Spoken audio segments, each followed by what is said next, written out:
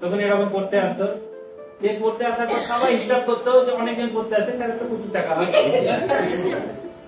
তা আমি যদি না দিই কিছু হবে না, আমি মনের আনন্দে পড়াই। মাসের শেষে বাড়ি যাই যখন, আমাকে বউ বলে তুমি যে সারাদিন পড়িয়ে বেড়াচ্ছ, পয়সা কি কিছু দেখতে পাও? ঠিক আছে, এবার স্বাভাবিক ও জিজ্ঞেস করবেই, কারণ আমি সময়টা পরিবারে না দিয়ে পড়ানোর পিছনে দিচ্ছি, যেটা আমার প্যাশন সেখানে দিচ্ছি। তো এইবার সেই ক্ষেত্রে আমি আবার ওখানে অ্যাটিটিউড, কিন্তু সেটা আমার বিশ্বাস থেকে আমি বলছি দেখো আমি খুব দামি দামি কথা বলি, সেগুলো বাড়িতেও বলি, বাড়িতে কেউ গুরুত্ব দিয়ে শোনেও না, দূরের কথা কেউ গুরুত্ব দিয়ে শোনেও না। এই কথাটাই আমি যখন ব্যাচে গিয়ে বলি, ওরা মন দিয়ে শোনে, কেউ কেউ পয়সাও দেয়।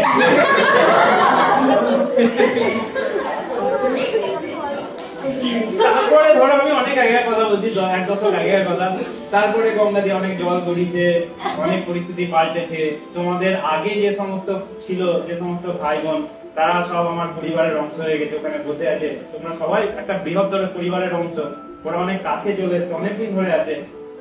তারপরে ওরা দায়িত্ব নিজেদের মধ্যে ভাগ করে নিত, দাদা তুমি পড়িয়ে কিছু পয়সা টয়সা পাও না, এবার ওদেরকে কাউকে কাউকে বলেছি তোমরা এসো, একটু এসো, আমি একা থাকতে পারছি না, যে অনেকজন এসছে এখানে, সবাই পড়াচ্ছে। এবার সব দায়িত্ব ডিস্ট্রিবিউট হয়ে গেছে, আমি আসি ওই একই রকম ভাবে পড়াই, আমি হিসাব করে দেখিও না, আমি শুধু তোমাদের সঙ্গে থেকে আমি যেটা পাই, মানি কান্ড পাই, সেই আনন্দ, বুঝতে পেরেছো? এবং সেই আনন্দটা পাই বলে হাজার অসুবিধা থাকা সত্ত্বেও, শারীরিক অনেক সমস্যা হয়েছিল একটা সময়, সেই সবকিছু সত্ত্বেও কিন্তু আমি তোমাদের সঙ্গ পছন্দ করি। কারণ আমার কোথাও গিয়ে মনে হয় এই যে যুব সময় যে তোমরা যেটা পেয়েছো না, যদি কেউ একজন থাকে তোমাদেরকে বলে কোনটা ঠিক কোনটা ভুল, এটা তোমাদেরকে বলে দেয়। কারণ সমাজে অনেক আছে যারা ভুলটাকে বেশি প্রমোট করে, তাই না?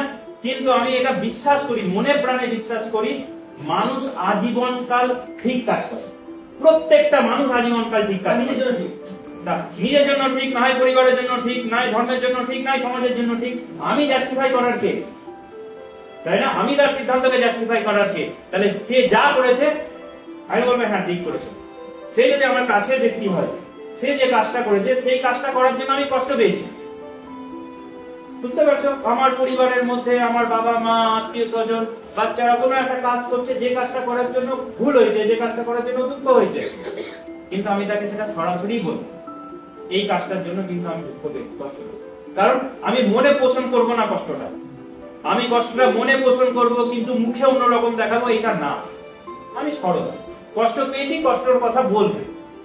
রাগ হয়েছে, রাগটা আমি কিন্তু রেগে গেছিলাম তোমার উপর, তখন রেগে গেছিলাম, আমি পরে যেটা বলেও দিচ্ছি, আমি কিন্তু রেগে গেছিলাম, আমি কিন্তু দুঃখ পেয়ে গেছিলাম তোমার এই আচরণে, আমি এটা পরিষ্কার বলে দিচ্ছি, বুঝতে পারছো? তাহলে এইরকম সরলতা যদি অ্যাপ্লাই করতে পারো জীবনে, তাহলে দেখবে জীবন কিন্তু সে মোটেই কঠিন না, যতটা কঠিন ভাবে আমরা নিই। তাতে তুমি জীবনে কি করছো না করছো সেটা অতটাও গুরুত্ব রাখবে।